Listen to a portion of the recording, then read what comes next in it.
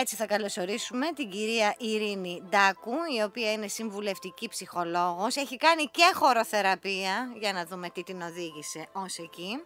Και θα μας πει αν είναι έτσι, αγαπητέ Σπάνια. Καλημέρα σας, κυρία Ντάκου, τι κάνετε? Καλημέρα σας, καλά είμαι, εσείς τι κάνετε? Θαυμάσια. Έχετε κάποια συγγένεια με τη Θεοδώρα Ντάκου? Όχι, τη καμία. μεγάλη αστρολόγο? Όχι. Όχι. Έτσι για να γνωριζόμαστε καλύτερα κάνω Σωστά. και μερικές Καλά τέτοιες κάνετε και ερωτήσεις. ρωτάτε. Τι κάνετε, πώς τα βλέπετε τα πράγματα? Σε σχέση με ποιο? Σε σχέση με τα ζευγάρια. Σήμερα ζευγάρια δεν ασχολούμαστε. Τα ούτε με ζευγάρια οικονομικά, σήμερα ούτε- είναι το Ναι. επίκεντρο, ναι. Ζευγάρια άντρας και γυναίκα είναι ίσοι τελικά, τι λέτε? Ίση με τη λογική του ότι είναι ίδιοι, όχι, δεν είναι. Δεν είναι. Το θέμα όμως είναι η ισοτιμία. Και νομίζω ότι αυτό είναι και το ζητούμενο τελικά. Γι' αυτό είναι τόσο δύσκολο να καταλάβουμε ο ένας τον άλλο. Εντάξει, δεν είναι τόσο απλό, δεν μπορούμε να πούμε ότι η δυσκολία έγκυται μόνο στο θέμα της ισοτιμίας. Υπάρχουν και άλλα πράγματα που υπάρχουν σε ένα ζευγάρι και δυσκολεύουν τα πράγματα. Παραδείγματος χάρη είναι το θέμα της επικοινωνίας, το οποίο δυσκολεύει τους ανθρώπους γενικότερα. Βλέπουμε ότι ακόμα και σε μια απλή κουβέντα άλλα θέλει ο ένας να πει, άλλα όλας καταλαβαίνει, υπάρχουν διπλά μηνύματα και πέραν αυτού η συναισθηματική ανταλλαγή. Δηλαδή το αιτούμενο για μια βαθύτερη σχέση, για μια βαθύτερη επικοινωνία, για μοίρασμα συναισθημάτων και σκέψεων, το οποίο όμως δεν επιτυγχάνεται πάντα. Βέβαια, αμήλικτη η καθημερινότητα, κυρία Ντάκου. Αμήλικτη η Δεν είναι? καθημερινότητα. Είναι. Τώρα ειδικά ζούμε δύσκολες καταστάσεις όλοι μας και χρειάζεται να προσαρμοστούμε σε νέα δεδομένα. Έχετε ένα know-how, έχετε έναν οδηγό επιβίωσης? Για το ζευγάρι. Για το ζευγάρι, βέβαια. Για το ζευγάρι στην οικονομική κρίση.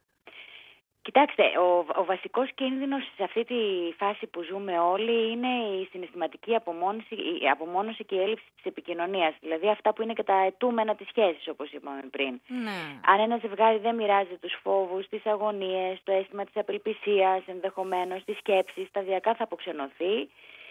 Και εννοείται ότι είναι πολύ δύσκολη η πίεση για όλο και μεγαλύτερη οικονομία και πολλές οικογένειες δυσκολεύονται αυτή τη στιγμή και για τα της επιβίωσης. Και αυτό προκαλεί και φθορά και μιζέρια και φόβο και εν τέλει συγκρούσεις. Αλλά χρειάζεται να δούμε την κρίση και σαν δυνατότητα για αλλαγή. Ανοίγει το δρόμο για μια αλλαγή. Και το ζευγάρι είναι να το δει αυτό ξεκάθαρα, να αφήσει πίσω τα προηγούμενα δεδομένα, να χαράξει νέους στόχους. Τα δεδομένα ο καθένας προσωπικά ή τα δεδομένα της σχέσης τους? Τα δεδομένα και τα προσωπικά αλλά και τις σχέσεις όπως διαμορφώνονται. Ναι. Και σε αυτό το νέο στόχο να προχωρήσουν μαζί. Αλλιώς λίγαν συντόμως η σχέση δεν θα υπάρχει. Δηλαδή, έτσι να το συνοψίσουμε, αν χαθεί η ουσιαστική και εκβαθέων επικοινωνία, αν χαθεί το μοίρασμα των συναισθημάτων και αν δεν υπάρξει προσαρμογή στα νέα δεδομένα, όποια είναι αυτά, που μπορεί να είναι η ανεργία, μπορεί να είναι μια πολύ δύσκολη κατάσταση οικονομική, μπορεί να είναι ότι εκεί που υπήρχαν χρήματα να βερνάμε καλά, τώρα υπάρχουν μόνο για να φάμε και δεν ξέρω εγώ τι, να πληρώσουμε το ενοίκιό μας. Χρειάζεται προσαρμογή και χρειάζεται και να εφευρίσκουμε τρόπους να περνάμε καλά με τον σύντροφό μας, να παίρνουμε και να δίνουμε χαρά, είτε έχουμε χρήματα είτε δεν έχουμε. Αυτό τώρα είναι το μαγικό κλειδί που Είναι συστήνεται. το μαγικό κλειδί. Εδώ υπάρχει το εξής θέμα, κυρία Ντάκου.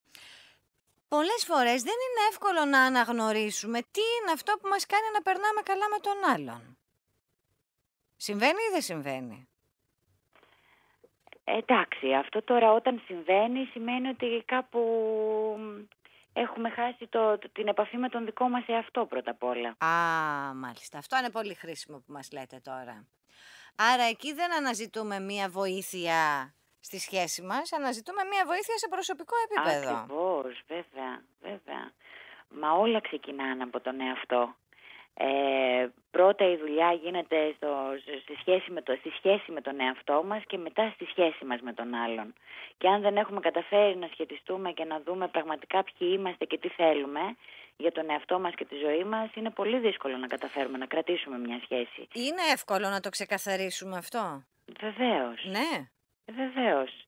Εμείς οι θεραπευτές υποστηρίζουμε ότι αν αυτός ο κόσμος, μάλλον αν όλοι μας κάναμε δουλειά με τον εαυτό μας και παλεύαμε για μια αυτογνωσία, να γνωρίσουμε καλύτερα ποιοι είμαστε και τι θέλουμε, ο κόσμος μας θα ήταν σαφώς καλύτερος. Δεν θα ζούσαμε όλες αυτές τις πολύ αρνητικές καταστάσεις σε οικονομικό, σε εθνικό ή σε παγκόσμιο επίπεδο.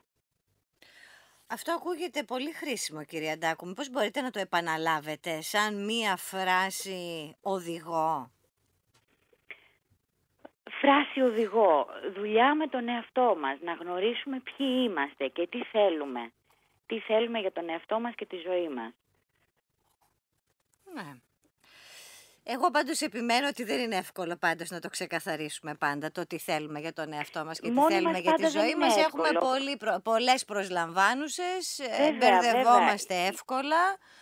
Τώρα βλέπω το Σπάνιο εδώ απέναντί μου που είναι ένα λιγερόκορμο αγόρι και μπορεί να φαντασιώνομαι και διάφορα πράγματα και να θεωρώ ότι αυτό είναι ικανό να με πάει σε μία σχέση. Ναι. Δεν συμβαίνει? Είπατε τη λέξη, να φαντασιώνεστε. Ότι μπορεί να σας πάει σε μια άλλο σχέση. Το φαντασιακό και άλλο το υπαρκτό, βέβαια. Οπότε και η δικιά σας πρόταση, κυρία Ντάκου, είναι δουλειά. Δουλειά με τον εαυτό, διάθεση για επικοινωνία. Εγώ δεν υποστηρίζω ότι μόνο η ψυχοθεραπεία είναι δρόμος. Υπάρχουν και άλλοι δρόμοι, αλλά σίγουρα χρειαζόμαστε βοήθεια σε αυτό το εσωτερικό ταξίδι, σε αυτό το γύρισμα προς τα μέσα. Και είναι καλό να τη ζητάμε τη βοήθεια. Και ξέρετε, είναι αυτό που λέμε πάντα, ότι για τον πονόδοτο θα πάμε κατευθείαν στον οδοντίατρο, για το στομαχόπονο θα πάμε στον γαστρεντερολόγο. Για τα θέματα όμως της καρδιάς, της ψυχής και του μυαλού μας, τελικά που είναι και τα πιο σημαντικά, είναι αυτά που μας κρατάνε σταθερά στη ζωή να προχωράμε. Δεν δίνουμε αρκετή φροντίδα και νιάξιμο και χρειάζεται αυτό.